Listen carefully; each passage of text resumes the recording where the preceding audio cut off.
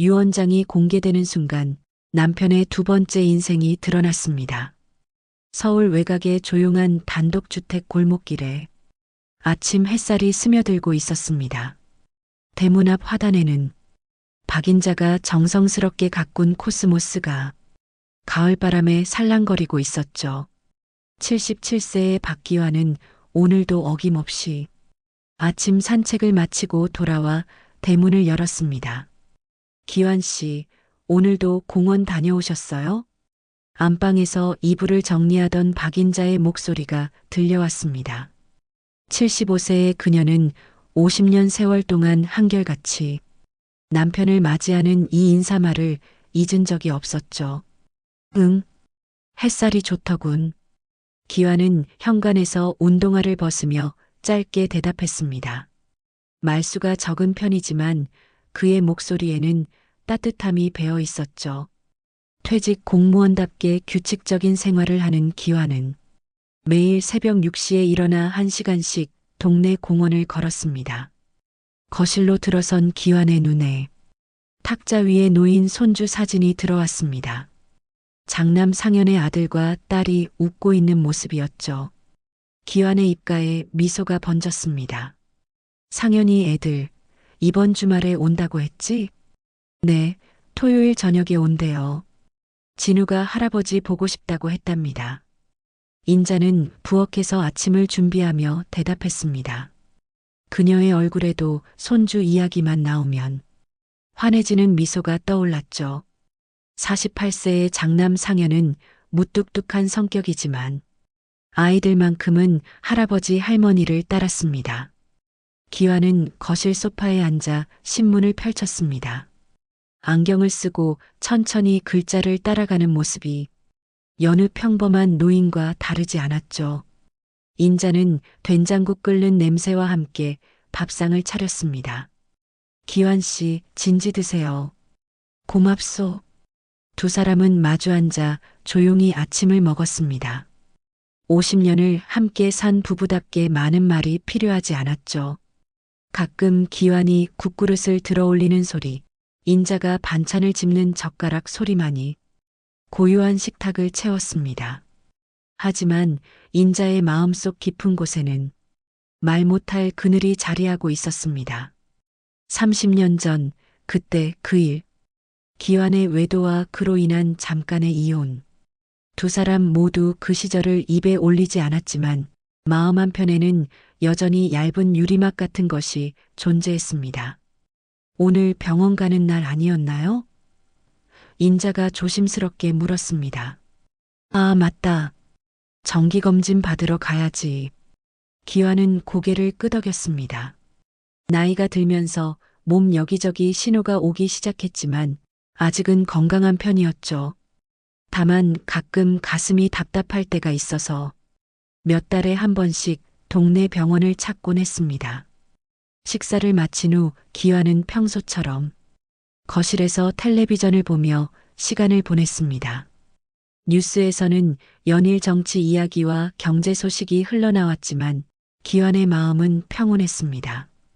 공무원으로 성실히 일하며 가족을 책임지고 이제는 조용한 노후를 보내고 있으니 더 바랄 것이 없었죠. 인자는 설거지를 마치고 마당에 나가 빨래를 널었습니다. 가을 햇살이 하얀 이불보를 따뜻하게 비추고 있었죠.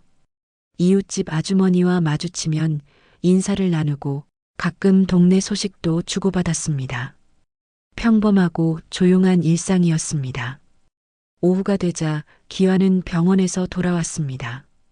검진 결과는 나쁘지 않았지만 의사는 규칙적인 운동과 스트레스 관리를 당부했죠. 기환은 별일 아니라는 듯 인자에게 결과를 전했습니다. 별거 아니래요. 나이 먹으면 다 그런 거라고 하더군. 그래도 조심하세요. 몸이 제일 중요한 거 아니겠어요?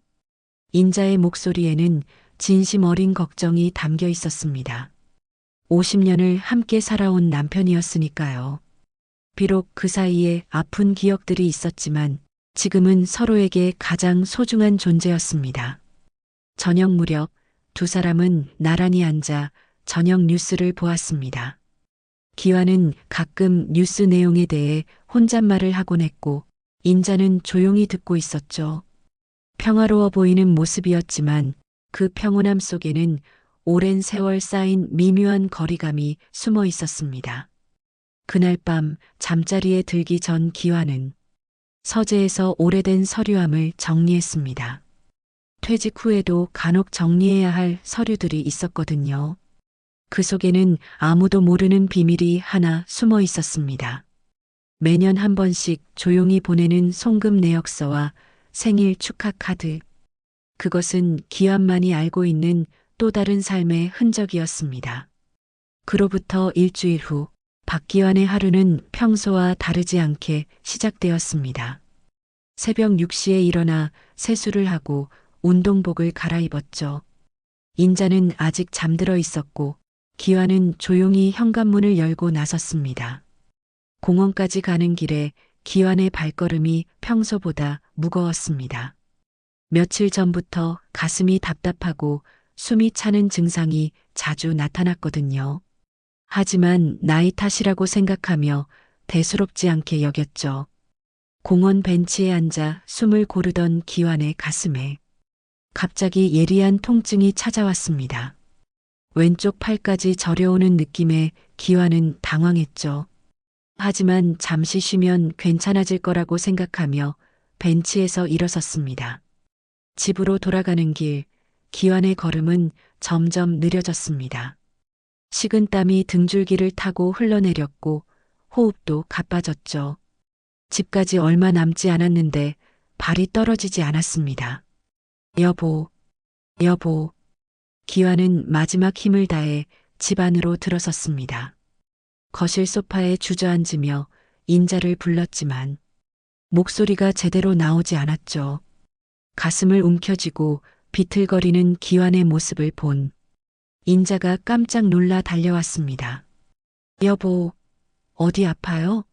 얼굴이 왜 이래요? 인자는 급히 119에 신고했습니다. 구급차가 도착할 때까지 기완은 의식을 잃지 않으려고 애썼지만 점점 눈꺼풀이 무거워졌죠. 인자의 다급한 목소리가 멀리서 들려오는 것 같았습니다. 여보, 정신 차려요. 눈 떠요. 병원 응급실에서 의료진들이 바쁘게 움직였습니다. 심전도 검사와 각종 응급처치가 이어졌지만 기완의 상태는 급격히 악화되었죠. 급성 심근경색이었습니다. 인자는 복도에서 떨리는 손으로 장남 상현에게 전화를 걸었습니다. 상현아, 아버지가 쓰러지셨어. 지금 병원에 계셔. 어머니, 진정하세요. 어느 병원이에요? 지금 갈게요. 상현은 회사 업무를 중단하고 급히 병원으로 달려왔습니다. 중환자실 앞에서 기다리는 인자의 모습은 초라해 보였죠. 48년 동안 함께한 남편이 생사의 기로에 서 있다는 현실이 믿어지지 않았습니다. 의사가 중환자실에서 나왔습니다. 침통한 표정을 보니 좋지 않은 소식일 것 같았죠. 가족분이세요? 환자분 상태가 매우 위급합니다. 최선을 다하고 있지만 그 순간 중환자실에서 긴 신호음이 울려 퍼졌습니다. 의료진들이 분주하게 움직였지만 결국 오후 3시 27분 박기완은 77년의 생을 마감했습니다. 여보. 인자는 남편의 차가워진 손을 잡고 흐느꼈습니다. 50년을 함께 산 남편이 이렇게 갑작스럽게 떠날 줄은 꿈에도 몰랐죠. 상현도 말없이 아버지의 얼굴을 바라보며 눈물을 삼켰습니다. 장례 준비는 빠르게 진행되었습니다. 동네 장례식장에 빈소가 마련되었고 기완의 동료들과 친지들이 하나둘 조문을 왔죠. 상현은 장례 절차를 도맡아 처리했고 인자는 영정 옆에 앉아 조문객들을 맞았습니다. 이틀째 되는 날 저녁 빈소에는 평소보다 조용한 분위기가 흘렀습니다. 대부분의 조문객들이 돌아간 후였죠. 인자와 상현 그리고 몇몇 가족들만이 남아 있었습니다. 그때 빈소 입구에 낯선 여자가 나타났습니다. 45세 정도로 보이는 그녀는 검은색 정장을 입고 있었죠. 고요하지만 날카로운 인상을 가진 여자였습니다. 그녀는 조용히 빈소 안으로 들어와 박기환의 영정 앞에 섰습니다. 절을 올리는 그녀의 모습을 본 인자는 고개를 갸우뚱했습니다. 낯선 얼굴이었거든요. 기환의 직장 동료도 아니고 동네 사람도 아닌 것 같았죠. 여자는 영정 앞에서 잠시 머물며 조용히 눈물을 흘렸습니다.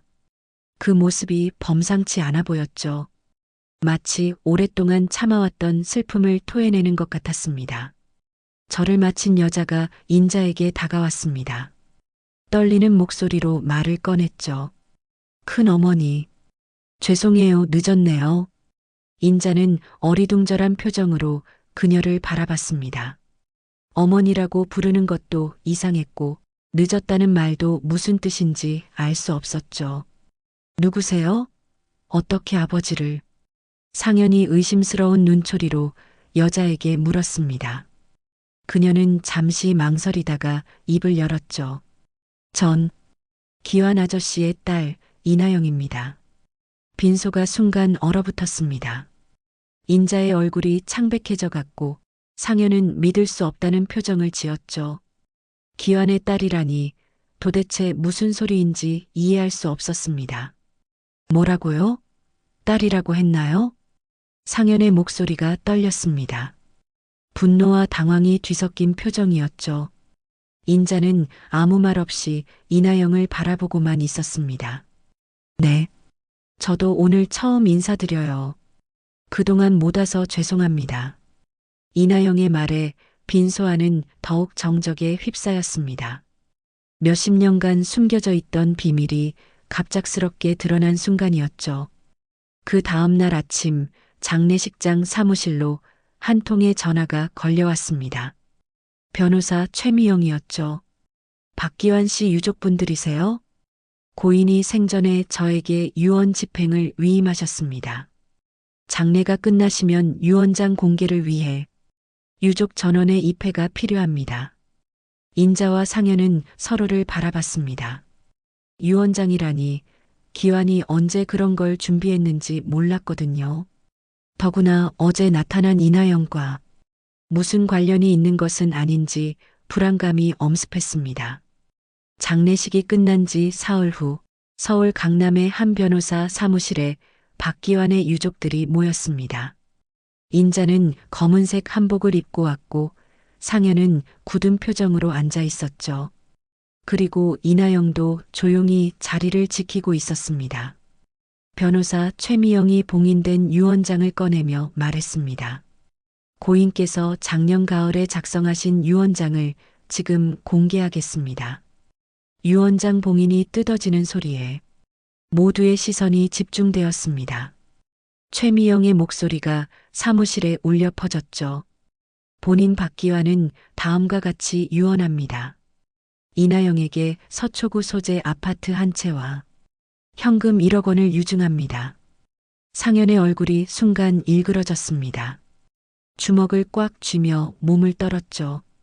장남 박상현에게는 퇴직연금 중 5천만 원을, 박인자에게는 매달 생활비로 사용할 별도 예치금을 남깁니다. 변호사의 말이 끝나자마자 상현이 폭발했습니다. 이게 무슨 소리예요? 그 여자가 누군데 아버지 돈을 왜 그 여자한테 줘요? 상현아, 진정해. 진정하라고요? 평생 부모 모시며 산 저보다 갑자기 나타난 그 여자가 더 많이 가져간다고요? 상현의 목소리가 사무실을 가득 채웠습니다. 이나영은 고개를 숙인 채 아무 말하지 않았죠. 인자가 떨리는 목소리로 물었습니다. 그 아이가 정말 기환 씨 딸이 맞나요? 이나영이 가방에서 가족관계 증명서를 꺼냈습니다. 1979년에 태어났어요. 그 순간 인자의 얼굴이 창백해졌습니다. 1979년 바로 그 시기였거든요. 기환과 잠깐 헤어져 살았던 그때 말이죠. 그럼 그때 일이 인자의 목소리가 떨렸습니다. 30년 동안 봉인해 두었던 기억이 되살아났죠. 기환의 외도, 그리고 그로 인한 이혼. 혹시나 했던 일이 현실이 된 것입니다. 상현이 소리쳤습니다. 도대체 무슨 일이었던 거예요? 어머니는 뭘 알고 계시는 거예요? 나도 몰랐어. 인자의 목소리가 잠겼습니다. 그 시절의 아픈 기억을 어떻게 설명해야 할지 몰랐거든요. 이나영이 조용히 입을 열었습니다. 저도 얼마 전까지 몰랐어요. 어머니가 돌아가시기 전에 처음 들었어요. 그리고 아버지께서 연락 주신 건 장례식 열흘 전이었어요. 연락을 주셨다고요? 인자가 놀란 눈으로 이나영을 바라봤습니다. 네. 처음이자 마지막 통화였어요. 많이 아프시다고 하시면서 미안하다고 하셨죠. 그 말에 사무실이 조용해졌습니다. 기환이 죽기 전 마지막으로 한 일이 숨겨진 딸인 이나영에게 연락하는 것이었다니. 상현이 자리에서 벌떡 일어났습니다. 저는 이 유언장 무효소송을 하겠어요. 이건 말이 안 돼요. 상현아, 기다려. 하지만 상현은 문을 박차고 나가버렸습니다. 분노로 가득한 뒷모습이었죠. 이나영도 자리에서 천천히 일어났습니다. 어머니, 저는 싸우고 싶지 않아요. 하지만 그 사람이 너한테 뭐라고 했니? 인자가 처음으로 이나영을 똑바로 바라보며 물었습니다. 그냥 미안하다고 하셨어요. 이제야 딸이라고 부를 수 있을 것 같다고. 이나영의 눈에 눈물이 맺혔습니다. 45년 동안 아버지라는 존재를 모르고 살았던 세월이 떠올랐거든요.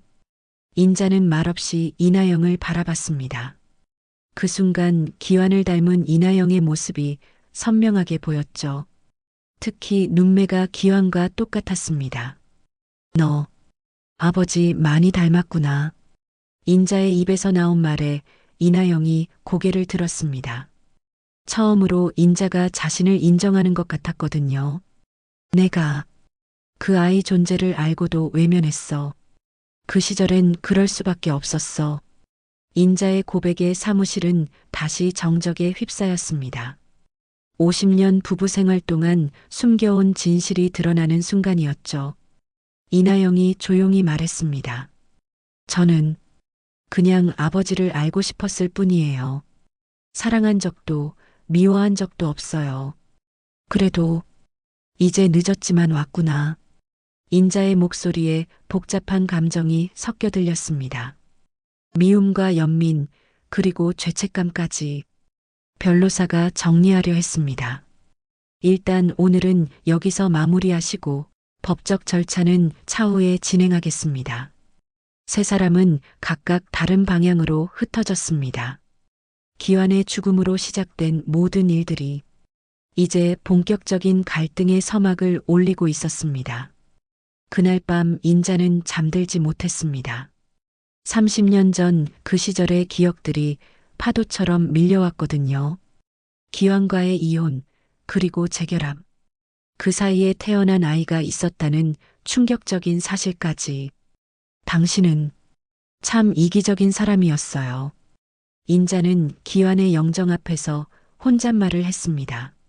죽어서까지 이런 혼란을 남겨놓은 남편이 원망스러웠지만 한편으로는 그의 마지막 선택을 이해할 것 같기도 했습니다. 유언장 공개 후 일주일이 지났습니다. 인자는 기환의 유품을 정리하기 위해 서재에 들어섰습니다. 책상 서랍을 열던 인자의 손이 멈췄습니다. 가장 아래쪽에서 낡은 편지 뭉치가 나왔거든요. 첫 번째 편지를 펼친 인자의 얼굴이 굳어졌습니다.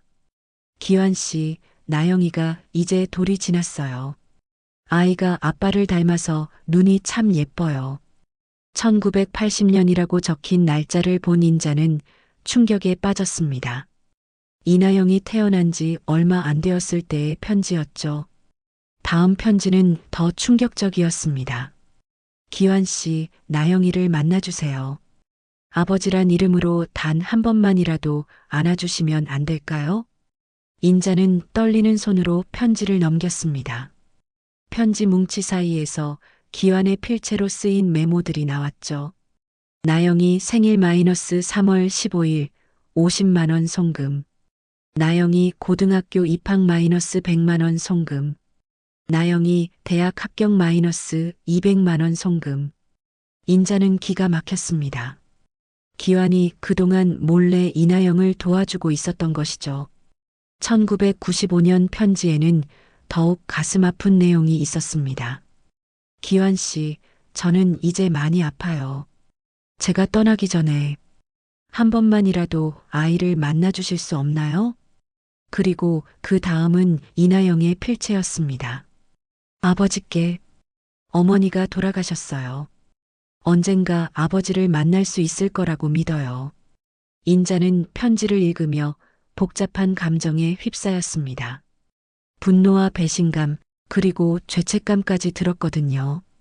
그때 현관문이 열리며 상현이 들어왔습니다. 어머니, 뭘 보고 계세요? 상현이 인자의 손에 들린 편지를 보았습니다. 나영이에게라는 글씨를 본 상현의 표정이 일그러졌죠. 이게 뭐예요?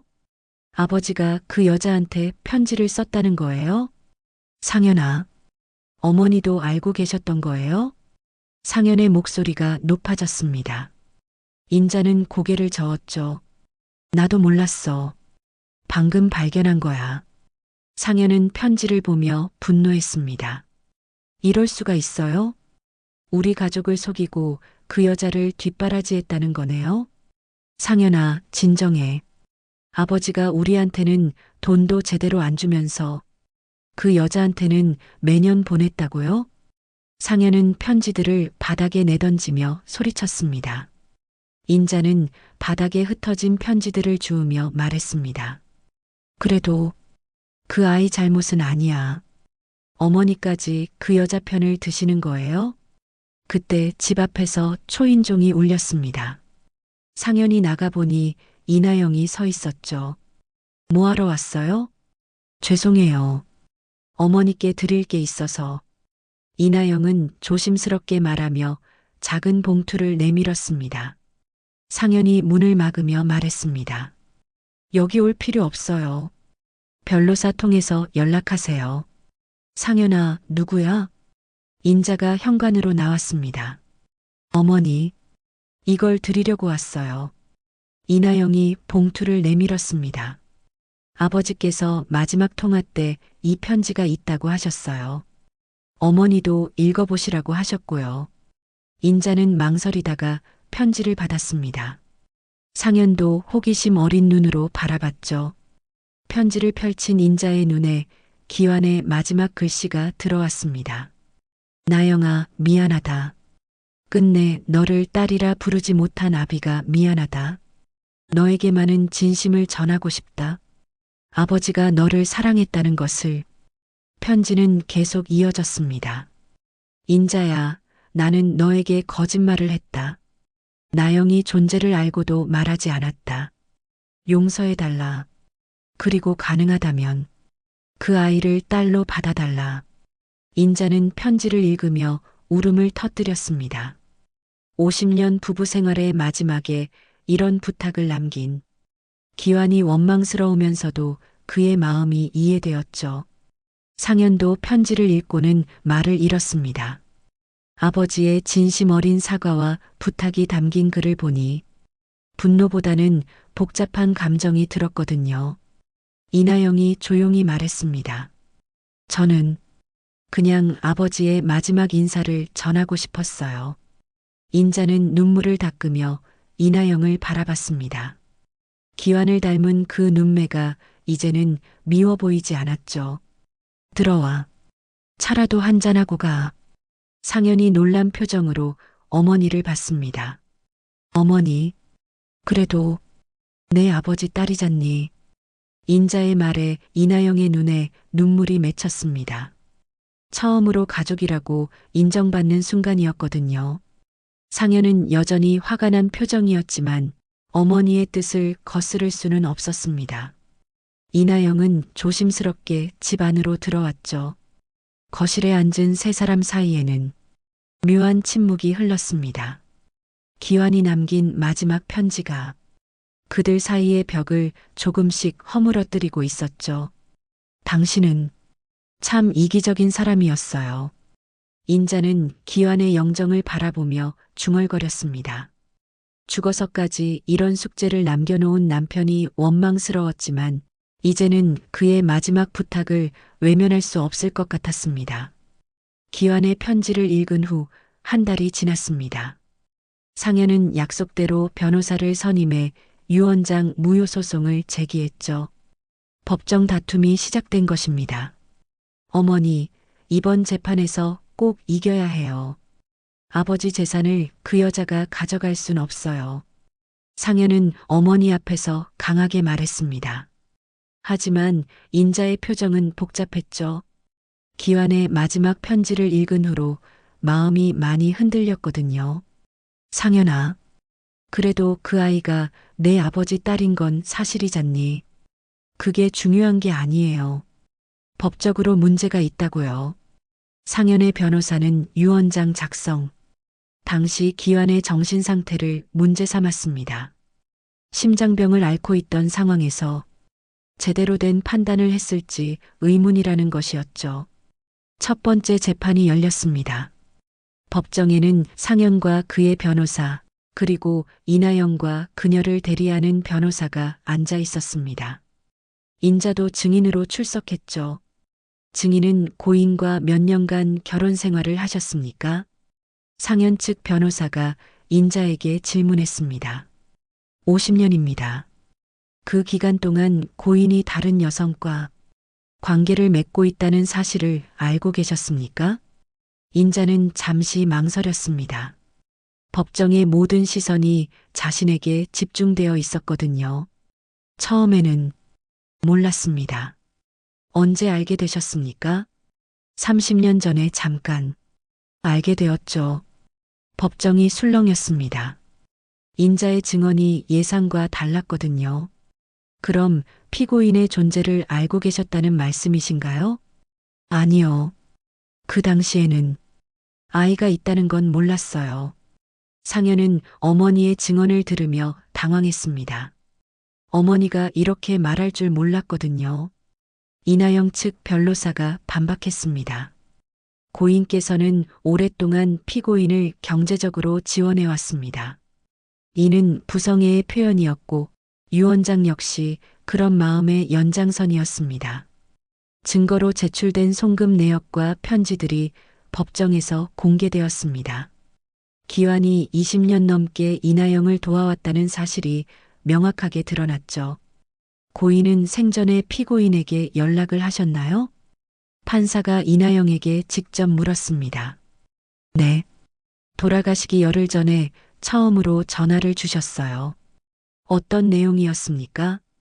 죄송하다고. 그리고 이제야 딸이라고 부를 수 있을 것 같다고 하셨어요. 이나영의 목소리가 떨렸습니다. 법정에서 그 순간을 다시 떠올리니 마음이 아팠거든요. 재판은 치열하게 진행되었습니다. 상현 측은 유언장의 법적 효력에 의문을 제기했고 이나영 측은 기환의 진심과 부성애를 강조했죠. 증인께서는 고인의 마지막 편지를 읽어보셨죠? 이나영 측 변호사가 인자에게 물었습니다. 네, 읽어봤습니다. 그 편지에서 고인은 무엇을 부탁하셨나요? 인자는 잠시 침묵했습니다. 법정의 모든 사람들이 자신의 대답을 기다리고 있었죠. 그 아이를 딸로 받아달라고 했어요. 상현의 얼굴이 창백해졌습니다. 어머니의 증언이 자신에게 불리하게 작용하고 있었거든요. 재판이 끝난 후 법정 밖에서 상현이 어머니에게 따졌습니다. 어머니, 왜 그렇게 말씀하셨어요? 우리 편을 들어주셔야 하는 거 아니에요? 상현아, 나도 모르겠어. 무엇이 옳은지. 인자는 지쳐 보였습니다. 법정에서의 증언이 쉽지 않았거든요. 그 여자 때문에 우리 가족이 이렇게 됐는데 어머니까지. 그 아이 잘못이 아니야. 내 아버지가 만든 일이고. 그때 이나영이 다가왔습니다. 큰어머니, 죄송해요. 제가 소송을 포기할게요. 상현과 인자가 놀란 표정으로 이나영을 바라봤습니다. 뭐라고요? 저는 싸움을 원하지 않아요. 그냥 아버지를 알게 된 것만으로도 충분해요. 이나영의 말에 상현은 당황했습니다. 예상하지 못한 반응이었거든요.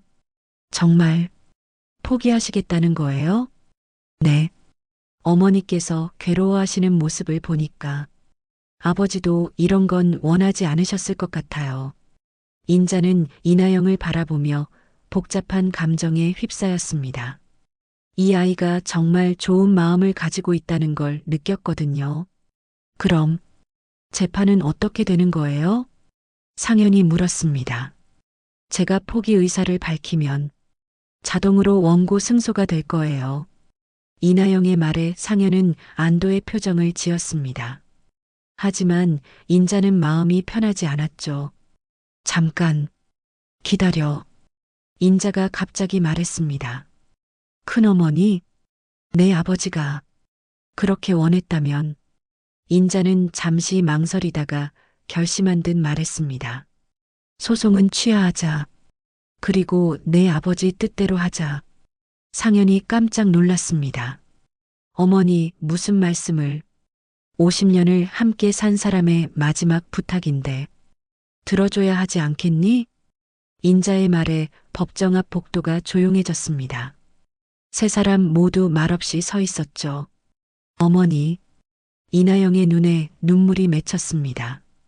처음으로 진짜 가족이 된 기분이었거든요. 상현은 여전히 납득하기 어려운 표정이었지만 어머니의 결정을 존중할 수밖에 없었습니다. 그날 밤 인자는 기완의 영정 앞에 앉아 있었습니다. 당신, 이게 정말 옳은 일인가요? 영정 속 기완은 여전히 미소를 짓고 있었습니다. 마치 고맙다고 말하는 것 같았죠. 소송이 취하된 지 며칠 후 인자는 부엌에서 된장국을 끓이고 있었습니다. 평소보다 많이 끓이고 있었죠. 오늘 이나영을 집으로 초대했거든요. 어머니, 정말 그 여자를 집에 부르시는 거예요? 상현이 불만스러운 표정으로 말했습니다. 어머니의 결정이 아직도 이해되지 않았거든요. 그래도 내 아버지 딸이잖니. 한 번쯤은 제대로 된 밥을 먹여줘야지. 인자는 조용히 대답했습니다. 마음 한편으로는 여전히 복잡했지만 기완의 마지막 부탁을 무시할 수는 없었죠. 오후 6시 이나영이 조심스럽게 집 앞에 도착했습니다. 손에는 작은 꽃다발을 들고 있었죠. 큰어머니, 늦지 않았죠? 아니야, 들어와. 인자는 이나영을 맞으며 그녀가 든 꽃을 보았습니다. 기완이 좋아했던 국화였죠. 아버지가 국화를 좋아하신다고 들어서. 어떻게 알았니? 예전에 돌아가신 어머니께서 편지에 써주셨어요. 인자는 깜짝 놀랐습니다. 이나영의 어머니가 기완에게 그런 세세한 것까지 물어봤다는 뜻이었거든요. 거실에 앉은 세 사람 사이에는 어색한 침묵이 흘렀습니다.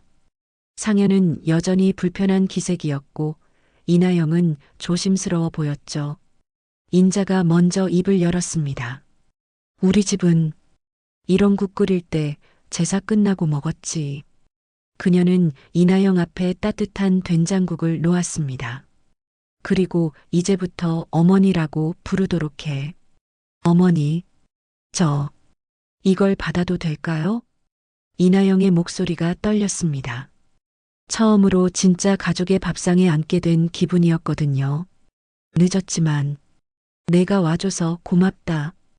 인자의 말에 이나영의 눈에 눈물이 맺혔습니다. 45년 동안 기다려온 순간이었죠. 상현은 묵묵히 밥을 먹으며 복잡한 감정에 휩싸여 있었습니다. 아버지를 닮은 이나영의 모습이 자꾸 눈에 들어왔거든요. 궁금한 게 있어요. 이나영이 조심스럽게 말했습니다. 뭐든 물어봐. 아버지는 어떤 분이셨어요? 저는 한 번밖에 통화를 못 해봐서. 인자는 잠시 생각에 잠겼습니다. 50년을 함께 산 남편을 어떻게 설명해야 할지 몰랐거든요. 책임감이 강한 사람이었어. 가족을 위해서라면 뭐든 했지. 그런데 왜? 이나영이 말을 잇지 못했습니다. 왜 자신을 만나지 않았는지 묻고 싶었지만 차마 말하지 못했죠. 상현이 갑자기 입을 열었습니다. 아버지는 우리한테도 말이 없으셨어요. 감정 표현을 잘 안 하시는 분이었죠. 이나영이 상현을 바라봤습니다. 처음으로 상현이 자신에게 말을 건넨 것이었거든요. 하지만 마음은 따뜻한 분이셨어요. 상현의 말에 이나영이 고개를 끄덕였습니다. 마지막 전화에서도 목소리가 따뜻하셨어요. 세 사람은 조용히 식사를 계속했습니다. 처음에는 어색했지만 점점 자연스러워지고 있었죠. 그런데 어머니는 어떻게 지내셨어요? 이나영이 인자에게 물었습니다. 그냥 평범하게 살았지. 내 아버지 뒷바라지하면서. 인자의 대답은 담담했지만 그 속에는 오랜 세월의 무게가 담겨 있었습니다. 힘들지 않으셨어요? 힘들었지. 특히 그 시절에는. 인자가 30년 전을 떠올리며 말했습니다. 기완의 외도를 알게 되었을 때의 충격과 상처를 생각하니 마음이 아팠죠. 어머니께 죄송해요. 이나영이 고개를 숙이며 말했습니다. 내 잘못이 아니야. 어른들이 만든 일이고. 인자는 이나영의 손을 가만히 잡았습니다. 그 순간 이나영은 처음으로 진짜 어머니의 따뜻함을 느꼈죠. 상현도 그 모습을 보며 마음이 흔들렸습니다. 어머니가 이나영을 진심으로 받아들이려 하는 것 같았거든요. 식사가 끝난 후 세 사람은 거실에서 차를 마시며 이야기를 나눴습니다. 아버지 사진 좀 보여주실 수 있어요? 이나영이 부탁했습니다. 인자는 앨범을 가져와 펼쳐 보였죠. 이게 젊었을 때 사진이야. 사진 속 젊은 기완의 모습을 본 이나영은 놀랐습니다. 정말 자신과 닮아 있었거든요. 정말 아버지를 닮았구나. 인자도 새삼 깨달았습니다. 사진과 이나영을 번갈아 보니 확실히 부녀지간이 맞다는 생각이 들었죠. 상현이 조용히 말했습니다. 우린 아버지랑 한 번도 제대로 얘기 못했어요. 당신은 아버지랑 무슨 얘기를 했나요? 저도 많이 못했어요. 그냥 미안하다고 사랑한다고 하셨어요. 이나영의 대답에 상현은 묘한 기분이 들었습니다. 아버지가 자신에게는 한 번도 사랑한다고 말한 적이 없었거든요. 아버지는 표현을 잘 못하는 분이셨나 봐요. 상현이 씁쓸하게 말했습니다. 하지만 마음은 다 똑같았을 거야. 인자가 두 사람을 바라보며 말했습니다. 이나영과 상현 모두 기완의 자식이라는 생각이 들었거든요. 그날 밤 이나영이 집으로 돌아간 후 상현이 어머니에게 말했습니다. 어머니, 그 사람 생각보다 괜찮은 것 같아요. 그래. 네. 우리를 힘들게 하려는 마음이 없는 것 같고.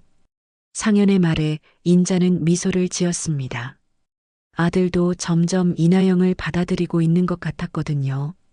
내 아버지가 기뻐하겠다. 인자는 기완의 영정을 바라보며 중얼거렸습니다. 오늘 저녁이 기완이 원했던 모습이 아니었을까 생각했죠. 그 순간 집 안에는 오랜만에 평화로운 분위기가 흘렀습니다. 기완이 남긴 상처들이 조금씩 아물어가고 있었거든요. 그로부터 한 달이 지났습니다. 이나영은 일주일에 한 번씩 인자를 찾아와 안부를 물었고 가끔 시장에서 산 반찬을 가져다 드리기도 했죠. 상현도 처음만큼 경계하지는 않았지만 여전히 어색함이 남아 있었습니다. 어느 저녁 상현은 회사에서 돌아와 거실에 앉아 있는 이나영을 보고 놀랐습니다. 어머니와 함께 저녁을 먹고 있는 모습이었거든요. 오셨어요? 이나영이 조심스럽게 인사했습니다. 상현은 어색하게 고개를 끄덕이며 자리에 앉았죠. 상현아, 너도 같이 먹어. 인자가 아들을 위해 밥그릇을 준비했습니다. 세 사람이 함께 앉은 식탁은 여전히 조금 어색했지만 처음보다는 자연스러워 보였죠. 요즘 일은 어떠세요? 이나영이 상현에게 물었습니다. 그동안 거의 대화를 나누지 않았던 두 사람이었거든요. 바쁘죠 뭐. 그럭저럭 지내고 있어요. 상현의 대답은 여전히 무뚝뚝했지만 예전만큼 차갑지는 않았습니다. 저도 궁금한 게 있어요. 상현이 갑자기 말했습니다. 이나영이 고개를 들어 그를 바라봤죠. 우린 아버지랑 한 번도 제대로 얘기 못했어요. 당신은 아버지에 대해 어떻게 생각해요? 상현의 질문에 이나영은 잠시 생각에 잠겼습니다. 잘 모르겠어요. 원망스럽기도 하고, 그리워하기도 하고, 원망스럽다고요? 45년 동안 아버지 없이 살았거든요. 어릴 때는 다른 아이들이 부러웠어요. 이나영의 솔직한 대답에 상현은 묘한 기분이 들었습니다.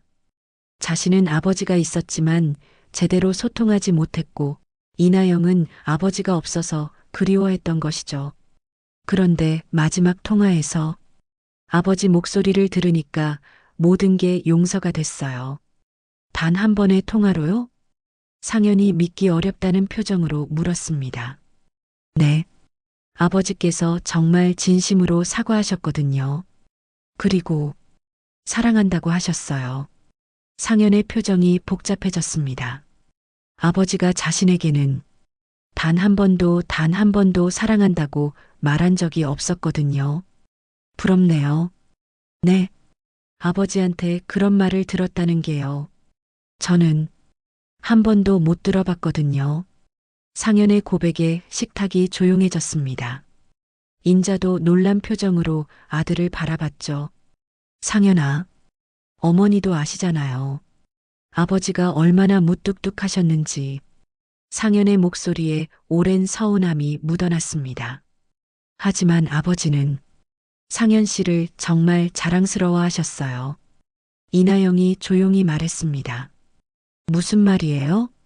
마지막 통화에서 아버지께서 큰아들이 정말 훌륭하게 컸다고 하셨어요. 자랑스럽다고요. 상현의 눈이 커졌습니다. 아버지가 자신을 그렇게 생각하고 있었다니 처음 듣는 말이었거든요. 정말 그런 말을 하셨어요? 네. 상현 씨 덕분에 마음 편히 갈 수 있다고도 하셨고요. 상현의 눈에 눈물이 맺혔습니다. 평생 아버지의 인정을 받고 싶었는데 아버지는 이미 자신을 인정하고 있었던 것이죠. 인자도 감동받았습니다. 기환이 마지막 순간까지 가족을 생각하고 있었다는 걸 알 수 있었거든요. 아버지는 표현을 못하는 분이었지만 마음은 다 알고 계셨던 것 같아요. 이나영의 말에 상현은 고개를 끄덕였습니다. 그런 것 같네요. 그 순간 두 사람 사이의 벽이 조금씩 허물어지기 시작했습니다. 같은 아버지를 둔 남매라는 사실을 서로 받아들이기 시작한 것이죠. 저 하나 더 물어봐도 될까요? 상현이 조심스럽게 말했습니다. 네. 돌아가신 나영 씨의 어머니는 어떤 분이셨어요? 이나영의 표정이 잠시 어두워졌습니다. 힘들게 사신 분이셨어요. 혼자서 저를 키우시느라 많이 고생하셨죠. 아버지를 원망하지 않으셨나요? 아니요. 오히려 아버지를 그리워하셨어요. 돌아가시기 전까지도. 상현은 복잡한 기분이 들었습니다. 아버지 때문에 고생한 여자가 끝까지 아버지를 사랑했다는 사실이 믿기 어려웠거든요. 그래서 저도 아버지를 미워할 수 없었어요. 이나영의 말에 인자가 깊이 감동받았습니다. 이 아이가 얼마나 착한 마음을 가지고 있는지 알 수 있었거든요. 내 어머니, 정말 훌륭한 분이었구나. 인자가 이나영의 손을 잡으며 말했습니다. 어머니, 이나영의 눈에 눈물이 맺혔습니다. 처음으로 진짜 가족의 따뜻함을 느끼는 순간이었거든요. 상현도 이나영을 새로운 시각으로 바라보기 시작했습니다.